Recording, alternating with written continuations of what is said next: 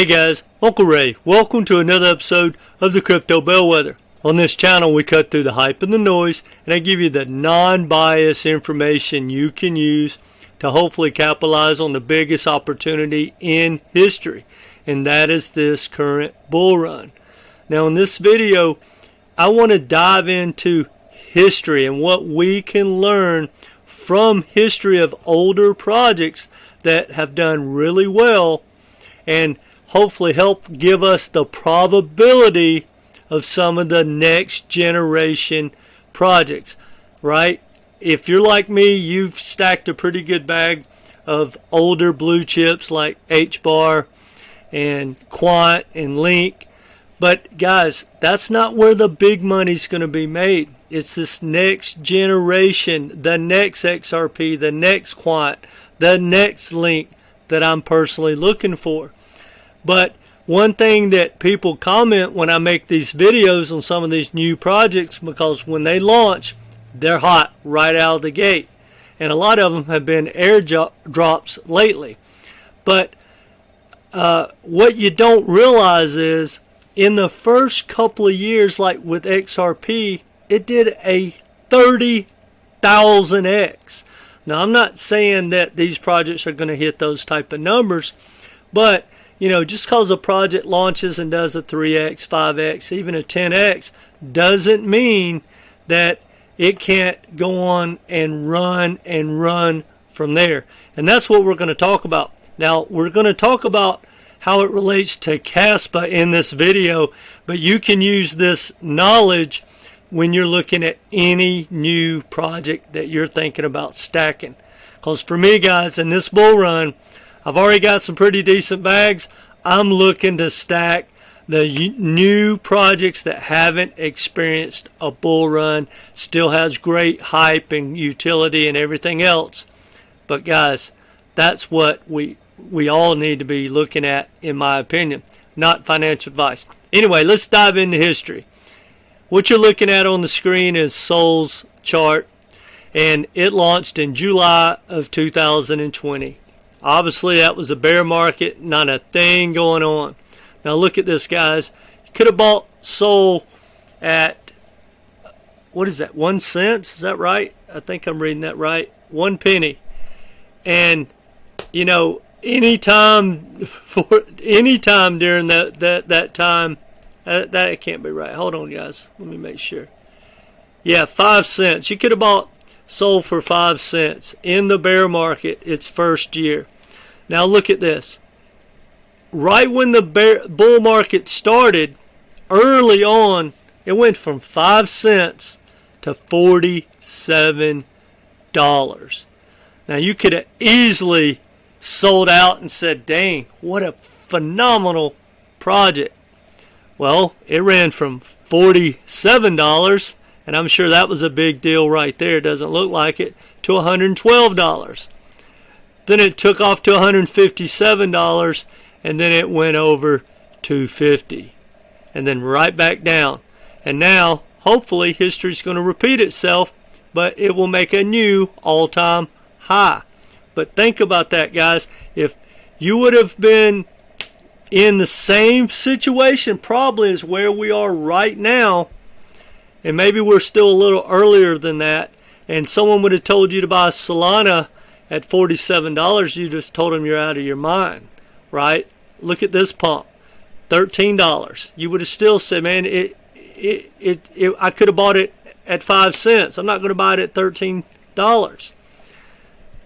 Now, history on MATIC. Guys, you could have bought MATIC when it launched at 0.006. And look at this. Before the bull run even started at all, it was already at 33 cents. Think about it. From 8 to 33 cents. And then it took off, went to $1.80, and then it took off again and went to what? Almost $3. Are you starting to see what I'm trying to get you to understand? Now, let's go to more extreme. XRP. Now, I know this was years ago, before it hit its all-time high. And I don't want to get into my thoughts on XRP, but you could have bought XRP at 0.005 for years. And then it pumped out of nowhere to 22 cents. And a lot of people would have told you were out of your mind. And it went from 22 cents to a new all-time high of $3.90. And I'm not doing the math, but guys, those are huge numbers. Now, let's look at Kaspa, because I get this a lot. Yeah, you could have been an early buyer in Kaspa at 0.0001, and now it's already ran up to 15 cents. This would have been a good time to buy at 0.3 cents.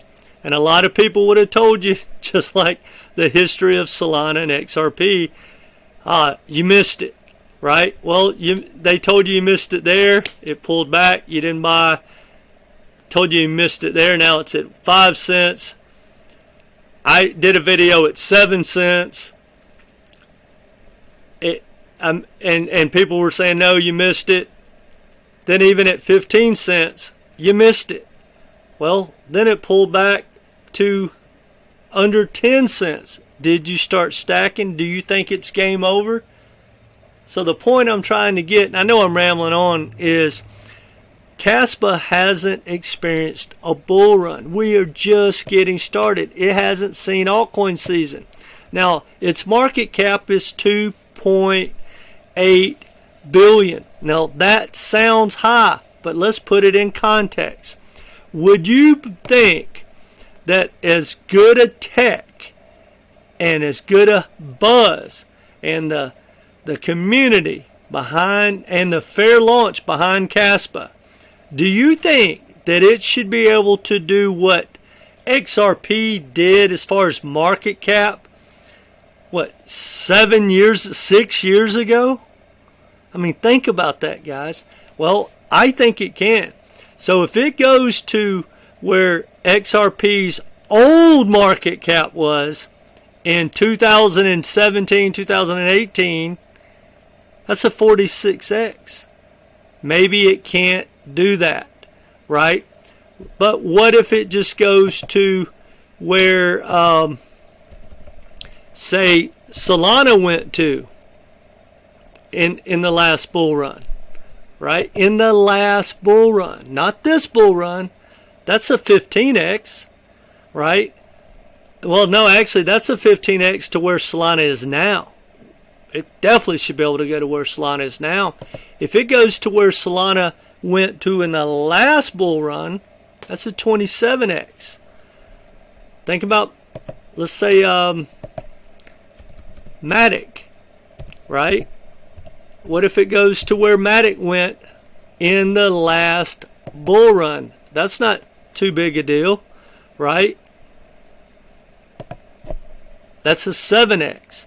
So to me, that's the absolute downside to Kaspa. So what was the first one? 47x, if it can go to where XRP went to in its first bull run. And I know that's years ago. But I'm thinking downside, and that's from here. Downside is a 7x. Upside could still be a 50x project. Now, I'm not saying it is, but I am still extremely bullish on Kaspa. It's still young, guys. It's just getting started. Don't sleep on Kaspa, in my opinion. It's not financial advice. But, people are funny. They get behind projects when they're pumping, and then when they stop pumping, even for a day, a week, all of a sudden, oh, that's over, game over. Well, Kaspa's going to have its solid run. I don't know where it's going to go, but the whole point about this video is not necessarily Kaspa, which I think has a huge upside from here. Who knows? But I really want you to start thinking about all these great projects that are young, that are jumped out of the gate really hot, and when they've pulled back, they're giving us an opportunity. Because, guys, the chart's not normally going to be like that and then just straight down. Normally it launches really high, it pulls back, and then it blows out that initial pump right out of the gate. And things are starting to change because they're airdropping these new projects, which to me are like the new ICOs, and then they don't have any legal issues whatsoever, and the founders and the developers can still take their piece of pie. I think that's the future. I really do, and it's a better way to go. But if they don't go that route, pretty much the old VC money, that is kind of going away, and they're starting to do more of a fair launch like Kaspa. Anyway, it's just a great way to look at new projects. And you know, once we've started, which we have, into the bull market, everything that is, for the most part, that's solid has pumped at least a little, maybe up 100%, 200, 300%, and people are thinking they missed it. Well, first of all, okay, even if you did, you're going to keep missing it because they're going to keep going higher. Maybe they let us in, but you're going to have to get a game plan of how to get in. And hopefully you guys understand how to read charts enough to at least know when to get in. Don't get in on these big days, right? Just one way to think about it, guys, is every day that's down is a better day to think about dollar cost averaging in. When things are pumping and pumping and pumping, the odds are it's going to turn around. You know, I day trade a lot, I swing trade, and it's the same with when I day trade. Guys, when I'm day trading something and it starts to pump and pump and pump, yes, you want to jump in, and sometimes it's pumping so hard you can jump in and out on leverage in like 3 or 4 minutes and make a 2x. It's mind-blowing, but that's more like gambling. But to do real trades, the harder your favorite project goes down, right? If I'm day trading Bitcoin and Bitcoin just getting killed, well, that's when you start putting on those trades, right? When it starts to pump, that's when you start taking those trades off, start taking your profits. It's the exact same way whether you're hodling or dollar cost averaging in. You don't buy on these big days, and you don't sell on the down days. You do it in reverse. And I know a lot of influencers get you so pumped up, especially when something runs 2, 3, 4, 5, 6, 7 days in a row. You're thinking, wow, and sometimes they do. But hey, you're going to miss them. I miss them all the time. But they normally come back, guys. And if you haven't subscribed, do so, because I've got a great video that I'm about to launch in the next couple of days. And we're going to talk about all these new projects. There's like 12 of them that we're going to talk about that have launched. And we had a lot of hype, and everyone's like, oh, I missed it. Well, guys, almost every single one of them are pulling back, giving us an opportunity for when alt season really gets going. Now, if you need some help with your portfolio, guys, and learning how to get in and out of the market or dollar cost average or whatever, I do coaching. It's only $250 for 3 calls or 3 Zoom videos, and I think it'll help you a lot. If you want some information, I'll leave the link in the comment section. I'll leave it down below. But either way, guys, get a game plan, and hopefully this makes sense to you, what I'm trying to get you to understand. Just because these projects launch and come out and do a 3 or 4 or 5x or whatever they do, don't think that they can't run from there. But hopefully you got a game plan, which is that video I got coming out real soon that we're going to talk about. Hopefully you get a game plan for when they pull back. And they almost always do. Celestia did that. Kaspa's done that. Pretty much every single project. Jupiter right now is pulling back hard. One of my favorite projects, and I hope it just keeps tanking because I will stack that project.